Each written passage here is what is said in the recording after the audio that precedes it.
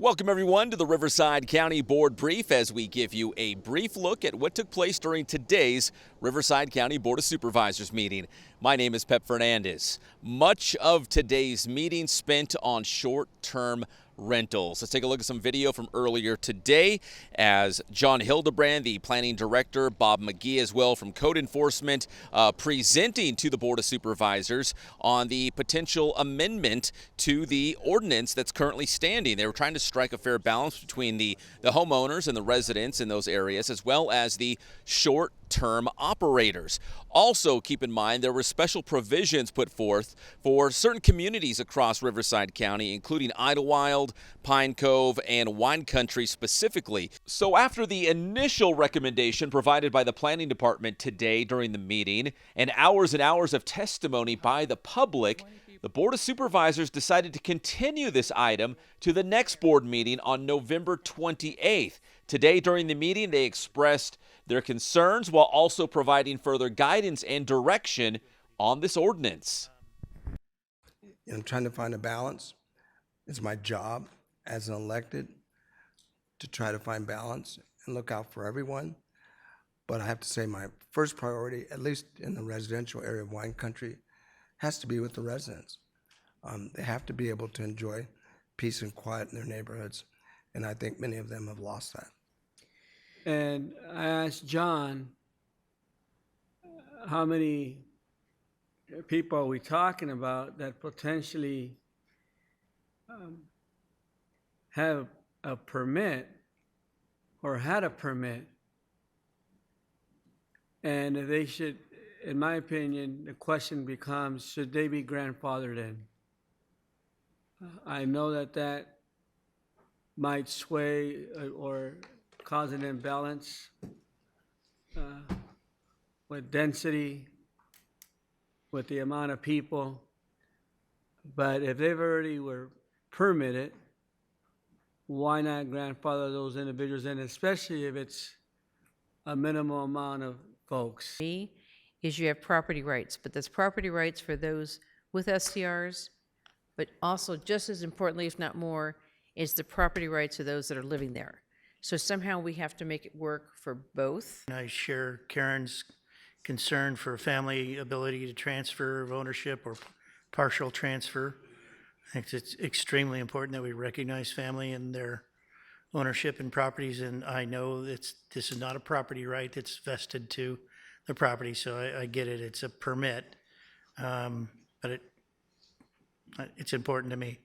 Another item on today's agenda, although it was not pulled by the supervisors, was one that had to deal with street medicine. Here is Greg Rodriguez from Housing and Workforce Solutions to talk more about that.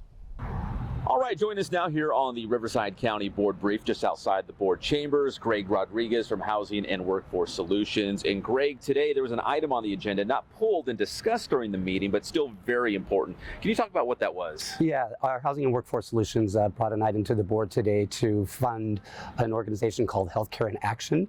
They provide street medicine, and we do utilize that as an outreach tool. And we'll do 5 teams across the county, so 1 in each district. Okay, so street medicine, why is that important? So what we're finding in study after study is outreach by itself is very difficult in the homeless community. It's hard to engage people into servicing. What we're finding is that through healthcare delivery, both physical and behavioral health, we get people much more engaged into seeking services. Okay, very good. And that was passed today? Yes. All right, good news there. That's Greg Rodriguez from Housing and Workforce Solutions. Thanks, Pep. All right, thank you very much for that, Greg. And finally here on the Riverside County Board Brief, something very new and exciting here for those who speak Spanish across Riverside County.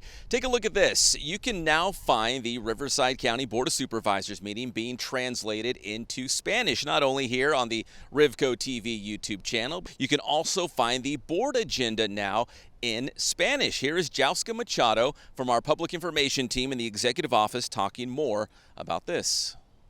Now here on the board brief, just outside the board chambers, we have Jauska Machado from our executive office and the public information team.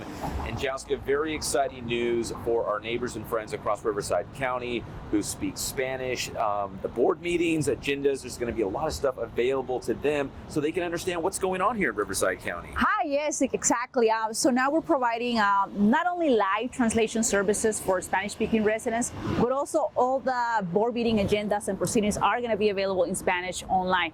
What we want to do is make it more accessible to Spanish speakers so they can participate and find out exactly what's happening at the county level. And this is a long time coming, right? To be able to provide something like this to the community. Exactly. It certainly took some time. This is something that it has been in the works and is finally happening starting today. I can tell you that there's 2 interpreters.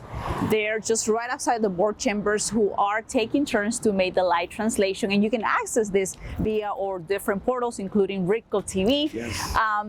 They're also available if there's a Spanish-speaking resident who comes into the board chambers and wants to speak directly to our board members, or they're available via phone. They are going to be interpreted. Really, what we're trying to do is make them part of the board meetings. We want them to come here to participate. I certainly been doing this type of job previously, and I'm happy to see that now we're actually counting with.